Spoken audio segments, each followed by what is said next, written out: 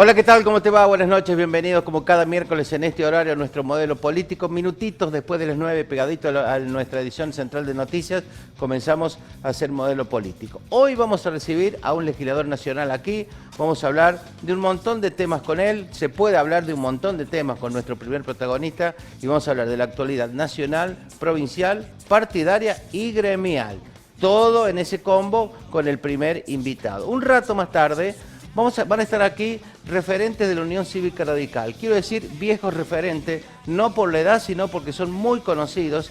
Y ellos han hablado en las últimas horas de refundar la Unión Cívica Radical de cara a las elecciones de medio término del próximo año. No te podés perder el programa, así que quédate allí en tu casa y está fresco. No salgas de tu casa, quédate un ratito con nosotros. Y ahora sí, te invito a que pasemos a nuestro lugar de trabajo de todos los miércoles. Te dije, vamos a hablar de distintos temas y la verdad que es un gusto y gracias por venir. Está el diputado nacional Carlos Ibrahim Ponce con nosotros. Primero, gracias por venir, Carlos, muy amable.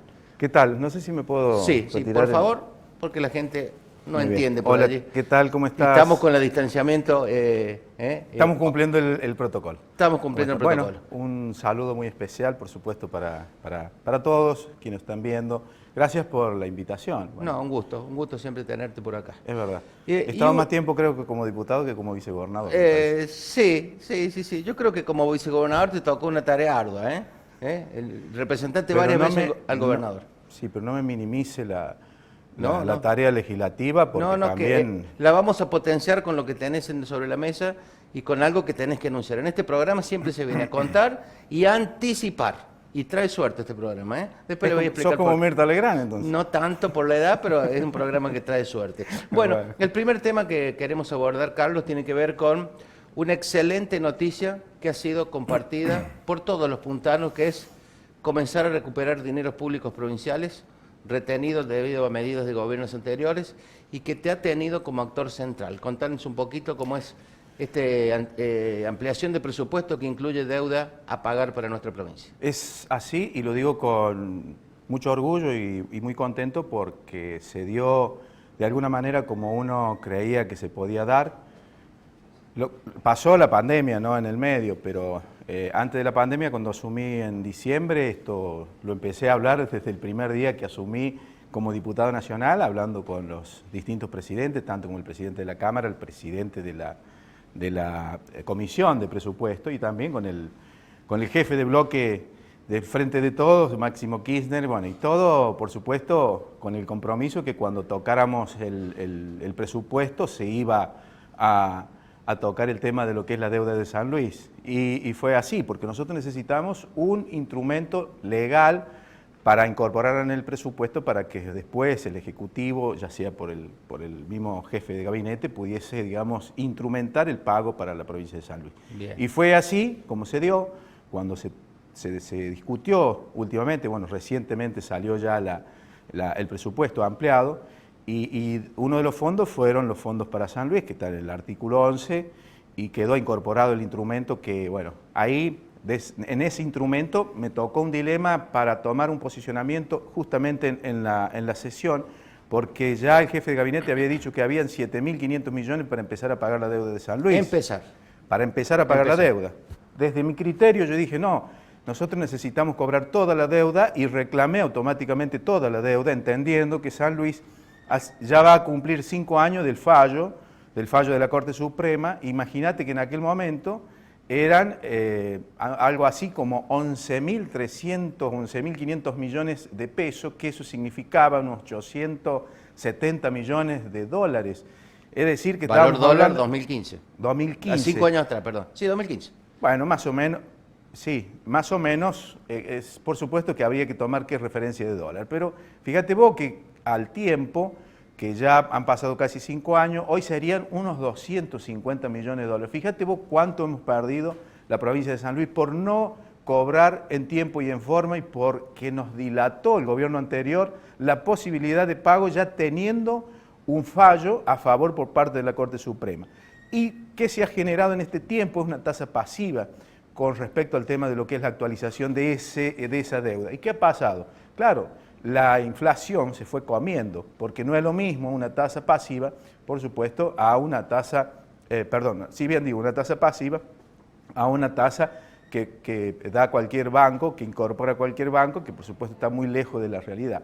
Bueno, todo esto nos ha ido, por supuesto, perdiendo muchísimo dinero para la provincia esta de San Luis. recuperación en la última declaración de Santiago Cafiero y la aprobación del Congreso para los dineros puntanos, ¿no tienen actualización? Tienen actualización a una con esa tasa pasiva, que eso queda muy lejos de poder, digamos, alcanzar, aunque sea lo que es la actualización. ¿Y la provincia va a aceptar ese monto con esa tasa? Ya está establecido así. O sea, es decir, que ya hay 26.000 millones para cobrar por parte, digamos, de la deuda más o menos actualizada. Estoy hablando que la última actualización tiene que haber sido algún mes o 2 meses atrás. Entonces, esto significa hoy que tenemos previsto cobrar ese dinero.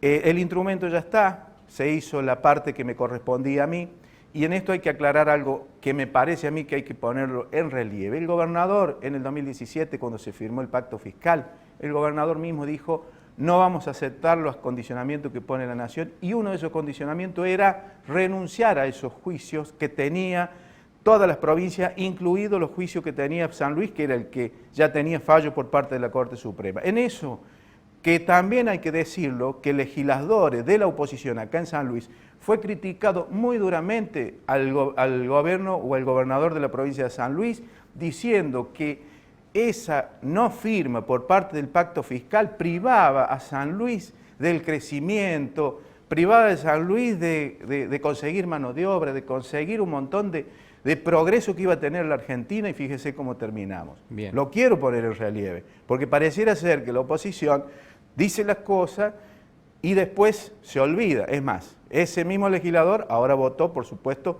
a favor de la incorporación de este instrumento, mientras que otros 2 diputados votaron en contra. Bueno, ¿quiénes votaron en contra? Votaron en contra los diputados Ricardo y Cacase. O sea, votaron en contra del artículo 11 de esta ampliación de para la incorporación, sí, del dinero de San Luis. En general votaron a favor, pero en particular el artículo 11 lo votaron en contra. Carlos, ¿y cuándo este dinero, yo sé que hablamos el otro día en nuestro programa de la mañana, cuándo este dinero comenzará? Esto es en el ejercicio 2021 del presupuesto de gastos de la Nación. ¿La provincia dispondrá de estos dineros a partir de cuándo? ¿De cuánto llegaría a la tesorería provincial? Bueno, eso es, yo lo dije en varios lugares, esto hay que dejar que trabajar, por supuesto, como tiene que hacerlo el Ejecutivo Provincial con el Ejecutivo Nacional para que lleguen a un acuerdo. Esto es, yo tengo la esperanza de que esto vamos a tener noticias antes de fin de año, vamos a tener buenas noticias. Los pagos anteriores por otros fallos, porque no es el único juicio que tiene la provincia con Nación, quedan algunos más. Sí, son 14 acciones judiciales. El gobierno anterior de Macri intentó o propuso entregar bonos, obra pública por medio y algún dinero. ¿Cómo es el trato para estos 7.500? ¿Es todo dinero transferido directamente a la provincia? ¿Obras de por medio? ¿Bonos? No está estipulado en ningún lado, no hay ningún acuerdo. Él hizo ese anuncio, solamente que yo lo agradecí, pero debo decirlo que yo en ese posicionamiento dije, no, San Luis tiene que cobrar toda la deuda y la tiene que cobrar para mi criterio y mi gusto de un solo pago o de un solo acuerdo, que ya sea con obra o ya sea con dinero en efectivo o lo que fuese.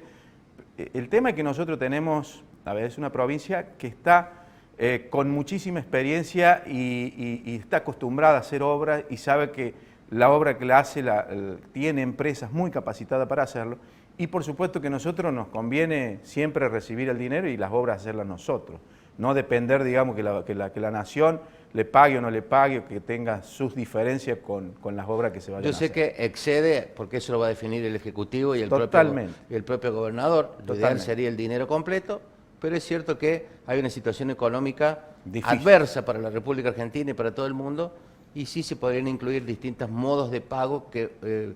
y te aclaro más algo que estuvimos tratando con respecto al tema de lo que es la ampliación de fondos para el sector de transporte, que si bien estaban previstos una partida de fondos para atender a los subsidios de lo que es el tema del transporte, hubo otro fondo más que nosotros lo pudimos incorporar de 10.500 millones de pesos más, que eso también alivia al sector de transporte, que esos dos temas lo incorporamos, digamos, en lo que ha sido esta incorporación y esta ampliación de fondos. Bien, quiero llevarte a otro que yo también te escuché y lo hablamos también en otra nota anterior y tiene que ver con este proyecto de la asignación familiar que se transfiere a la mamá a cargo de los chicos. Quien está a cargo de los chicos, exacto. Corregime si me equivoco. Sí, es una modificación de lo que es la ley de asignaciones familiares para que siempre lo cobre, aunque trabaje o no trabaje, lo cobre quien está a cargo de los chicos.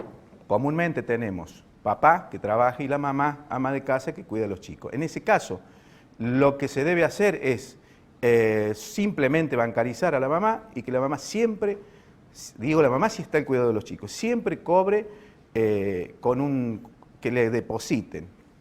¿Cuál es el beneficio de esto? Primero que todo, que es la mamá quien está con los chicos y está siempre al cuidado y el tema de lo que es la ayuda escolar y todo lo demás. Pero tenemos los conflictos en medio de una pareja que a lo mejor viven bajo el mismo techo y están en conflicto. Eso genera, digamos, un montón de violencia económica que se le llama, y ni que hablar, Orlando, cuando estamos ante una situación de parejas que están divorciadas o están separadas y que tiene que la mamá, en este caso, andar detrás del papá reclamándole, digamos, todo lo que es la parte dineraria y también incluido lo que son las asignaciones. Simplemente esto no genera ningún otro costo para el Estado Nacional, simplemente es...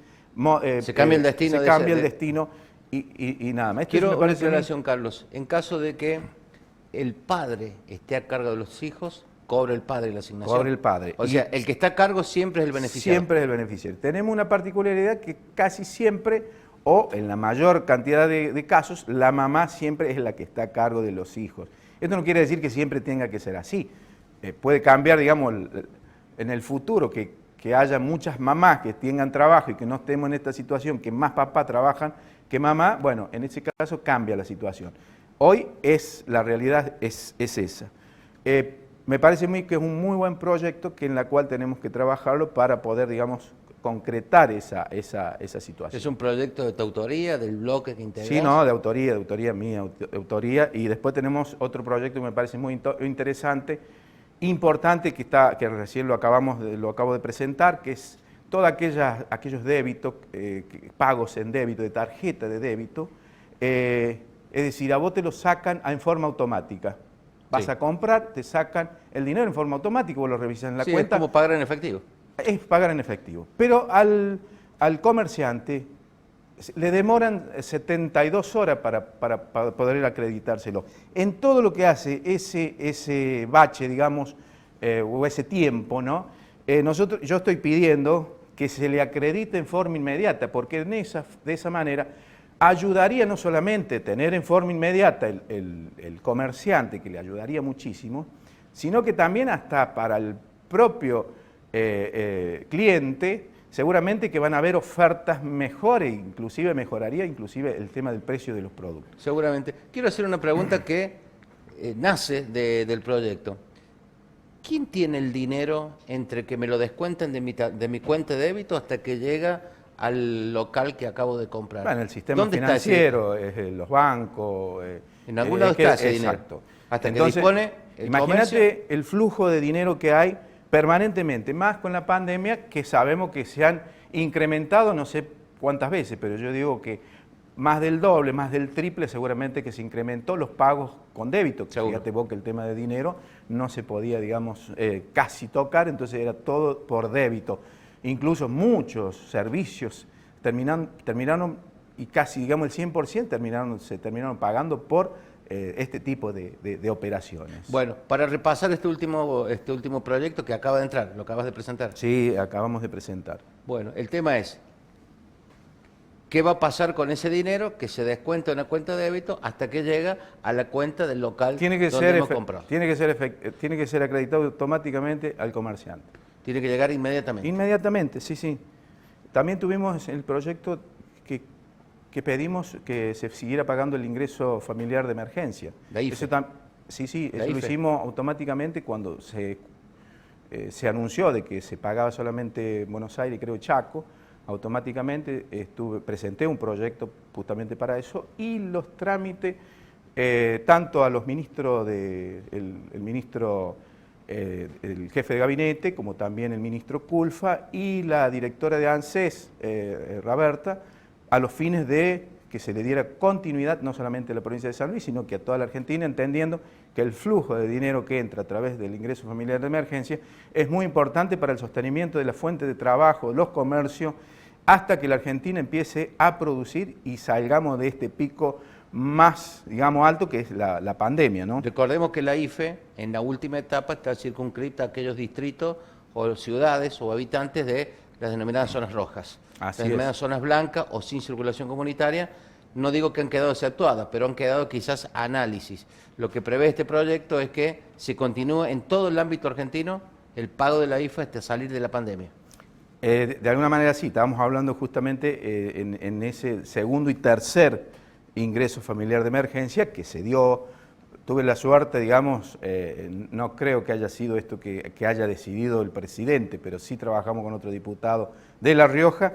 En ese justo instante, el presidente en esos días ya anunció que se le daba conjuntamente con los gobernadores el ingreso familiar de emergencia a toda la Argentina. Y hoy ya... Y también el ATP, el ingreso...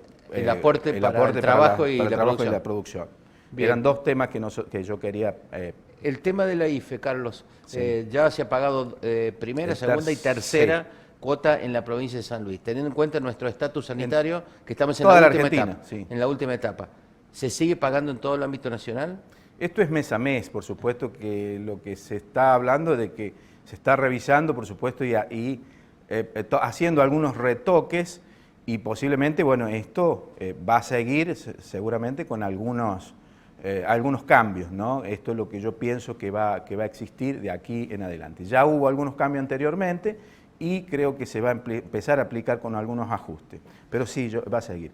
Hay otro proyecto que te quiero comentar, que es el tema de lo que es telegrama laboral. En el caso de fallecimiento del titular de la fuente de trabajo, después quedan algunas cuestiones para reclamar, por lo general, que siempre lo hace o la señora o quien, digamos, tenga ese derecho. Sí, los deudos, cualquiera de los deudos. Y ahí no tenemos la posibilidad de que haga uso del telegrama gratuito. Entonces, además de tener el problema, que seguramente lo tuvo con algún empleador, que le tiene que mandar una carta de documento, ya sea para que le pague la indemnización, lo que fuese, tiene que pagar esa carta de documento. Entonces nosotros estamos diciendo, bueno, hay que modificar la ley, que es justamente de lo que es telegrama laboral, para que hasta que se termine definitivamente todos los reclamos en cuanto a la relación, así haya fallecido el titular, bueno, todo esos telegramas tienen que ser gratuitos. Bien.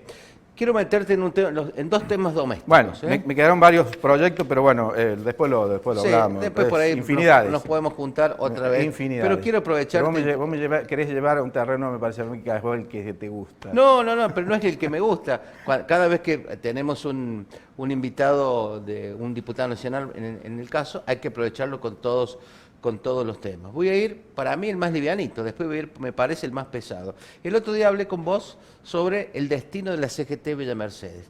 Yo le contaba a Carlos en nuestro programa de la mañana que hay un dirigente en Villa Mercedes, que representa a los panaderos, que dijo en declaraciones a toda la provincia que se había reunido, o sea, había mantenido una reunión vía virtual con Pablo Moyano, un referente de la CGT argentina, en la cual lo había señalado como el hombre de la CGT para Villa Mercedes. Recordemos, la CGT no está normalizada en todo el ámbito provincial, y nosotros recordamos que el ex... ¿Pero por qué dice que no está normalizada? ¿Hubo elecciones en la CGT de Villa Mercedes? Hubo elecciones que soy secretario general, y después se dio una extensión de mandato. Está bien. Es decir, que cuando está totalmente normalizada la CGT. Lo que hay que hacer es renovación de autoridades una vez que ya la CGT nacional venga y convoque elecciones en Villa Mercedes, que nosotros lo hemos pedido varias veces. Es decir, que no... En esto, a mí me parece que es un tema que ni en ningún otro lado se plantea, porque son temas tan menores, porque primero tenemos que esperar la convocatoria de la normalización por parte de la sede central. O sea, y lo único que está pasando en Villa Mercedes, particularmente porque no veo que pase acá en la ciudad de San Luis, con la CGT, es una cuestión de que hay alguien o algunos, está bien, que para sacar rédito, ¿no?, mediático y todo lo demás, por supuesto que tienen que atacar a la figura que por ahí justamente está en la CGT tratando de buscar cualquier medio para mediáticamente tener participación. Entonces, lo que ha declarado el secretario general de Panaderos es una operación política en contra de Carlos Ponce, titular de la CGT. Es decir, acá ha habido muchas operaciones en contra de Carlos Ponce, muchísimas, mediáticas e inclusive medios de comunicaciones, que por supuesto que yo no le he dado trascendencia, pero muchas inclusive mentiras que se han dicho, simplemente para ensuciar no solamente a Carlos Ponce, sino que también a mi familia. Es decir, hay mucha tela para cortar. Y se dijeron muchas cosas que por supuesto fueron totalmente falsas y así sucesivamente. Es más, de hecho hay cuestiones judiciales, inclusive por la cuestión de CGT, que por una cuestión de respeto yo voy a llegar hasta acá y no digo más nada. Yo lo que digo que el tema yo nunca lo he hablado, no me gusta hablar porque me parece a mí que hay temas muchísimo más importantes que una disputa o aquellos que quieren sacar provecho ante una situación de esta naturaleza. Me parece a mí que lo ideal hoy lo que estamos haciendo es no contestar agravios, no contestar bajo ningún concepto situaciones de esta naturaleza e ir, como siempre lo hemos hecho, con muchísimo trabajo, muchísimo compromiso para mejorarle la situación al pueblo argentino. Sabemos que la situación hoy no es la CGT, la situación es la pandemia. La situación de hoy es lo que está sufriendo el pueblo argentino y el pueblo de San Luis ante esta pandemia que ha puesto de rodillas al mundo. No estamos hablando me queda una preguntita sobre este tema. Sí. El propio secretario general de los Panaderos ha manifestado y ha declarado que ha sido designado para la Secretaría de la Juventud de la CGT Regional Villa Mercedes, como hombre de la CGT Villa Mercedes. ¿Es cierto lo que ha declarado el doctor Martinelli? No, es que no sé, yo no lo he escuchado. Es decir, nosotros tenemos un compañero que es Ramiro Quevedo del Sindicato de Curtidores, quien es el que representa a la juventud sindical de la CGT Villa Mercedes, que está participando en el PJ y está llevando adelante muchísimos trabajos, con muchísimas actividades, inclusive hubo una actividad muy importante que fue la de la ley de teletrabajo, que tampoco lo hablé acá, con su secretario general